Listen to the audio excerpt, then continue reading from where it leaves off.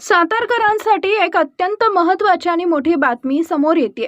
सांबरवाडी परिसरात झालेल्या भूस्खलनामुळे कास पाणीपुरवठा योजनेच्या मुख्य पाईपलाईनला मोठी गळती लागली आहे। यामुळे सातारा शहराच्या पाणीपुरवठ्यावर मोठा परिणाम होण्याची शक्यता निर्माण झाली आहे। या गळतीमुळे शहराचा पाणीपुरवठा विस्कळीत होऊ नये म्हणून पालिकेच्या वतीने गेल्या 2 दिवसांपासून दिवस रात्र युद्धपातळीवर दुरुस्तीचं काम सुरू आहे।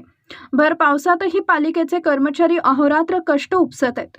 दरम्यान आज माजी नगराध्यक्ष अमोल मोहिते यांनी गटनेते अविनाश कदम, आरोग्य सभापती धनंजय जांभळे आणि इतर नगरसेवकांसह घटनास्थळी जाऊन कामाची प्रत्यक्ष पाहणी केली। नगराध्यक्ष अमोल मोहिते यांनी अधिकाऱ्यांना हे काम दर्जेदार आणि तातडीने पूर्ण करण्याचे आदेश दिले आहेत।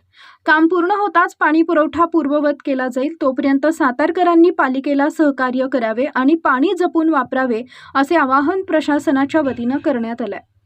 शिवशाही न्यूज प्रतिनिधी शुभम कोदे, सातारा। गेले 3 दिवसापासून कासमधून होणाऱ्या पाईपलाईनमधून होणाऱ्या पाणी पुरवठा हा विस्कळीत झालेला आहे। गेले 3 दिवस आम्ही म्हणजे नगरपालिकेचे कर्मचारी अहोरात्र काम करत आहेत। गेले 3 दिवस रात्री, काल आज सुद्धा सकाळी 7 वाजेपर्यंत काम चालू होतं। पहिल्यांदा एक लिकेज म्हणजे ॲक्च्युली हे थोडीशी जमीन सरकल्यामुळं, अट्टर नसल्यामुळे ही पाईपलाईन सरकलेली आहे। त्यामुळे 2-3 ठिकाणी कोपऱ्यावरती कड झालेली आहे। काल परवा दिवशी रात्री आपण एक लिकेज काढलं, त्यानंतर पाणी चालू केल्यानंतर परत अजून एक लिकेज झालं। काल रात्री सुद्धा सकाळी 6 वाजेपर्यंत काम केल्यानंतर लिकेजचं काम पूर्ण झालं आणि परत 6 वाजता पाणी चालू करायच्या वेळेस पुन्हा एक लिकेज झाला। 3 लिकेज झाली, त्यातली 2 लिकेज काढलेली आहेत। तिसऱ्या लिकेजचं आता काम चालू आहे। पण नगरपालिकेची कर्मचारी अहोरात्र काम यांचं चालू असल्यामुळं आपण आज तिसऱ्या लिकेजपर्यंत तरी पोहोचलेलो आहे। पावसाच्या एकंदरीत पाऊस जो चालू आहे त्यामुळं काम करणं थोडंसं मुश्किलीनं अवघड झालेलं आहे।